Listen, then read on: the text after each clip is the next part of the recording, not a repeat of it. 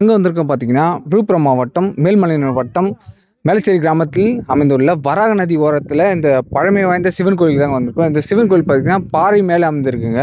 வாங்க இந்த சிவன் கோயிலில் சிறப்பு என்ன பார்ப்போம். வராக நதி கரையில் பல்நெடுங்காலமாக யார் அமைத்தார்கள் என்று தெரியாமல் சிவனை நோக்கி திருவண்ணாமலையை நோக்கி அமைந்துள்ள நந்திவர்மன் சிலை அமைந்துள்ளது. சுற்று வட்டாரத்தில் கிராமத்தில் இருக்கின்ற அத்தனை மக்கள் இந்த கோயிலை வழிபடுகிறார்கள். இது பழமை வாய்ந்த கோயில் என்பதனால் அவர்களுடைய கோரிக்கைகள் நிறைவேறுகிறது.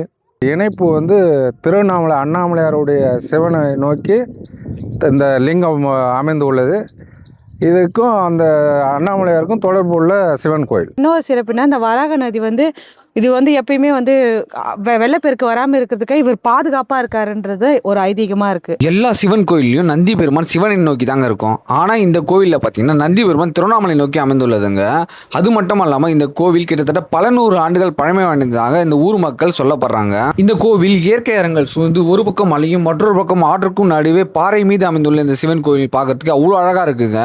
இந்த கோவில் எங்கே அமைஞ்சிருக்கு பார்த்தீங்கன்னா செஞ்சி டு மேல்மலையனூர் போகும் வழியில் தாங்க அமைந்திருக்கு. எக்ஸாக்டாக சொல்லணும்னா மேலச்சேரி ஆற்றுப்பாலம் வராக நதி என்கின்ற சங்கராபரணி ஆற்றங்கரை ஓரத்தில் தாங்க இந்த கோயில் அமைந்திருக்கு. இந்த சிவன் பாறை சிவன் கோயிலுக்கு நீங்கள் எத்தனை பேர் வந்திருக்கீங்க என்று மறக்காம கமெண்ட் செக்ஷனில் கமெண்ட் பண்ணிட்டு இது போன்ற தகவலுக்கு மேலும் நம்ம சேனல் ஃபாலோ பண்ணிக்கோங்க.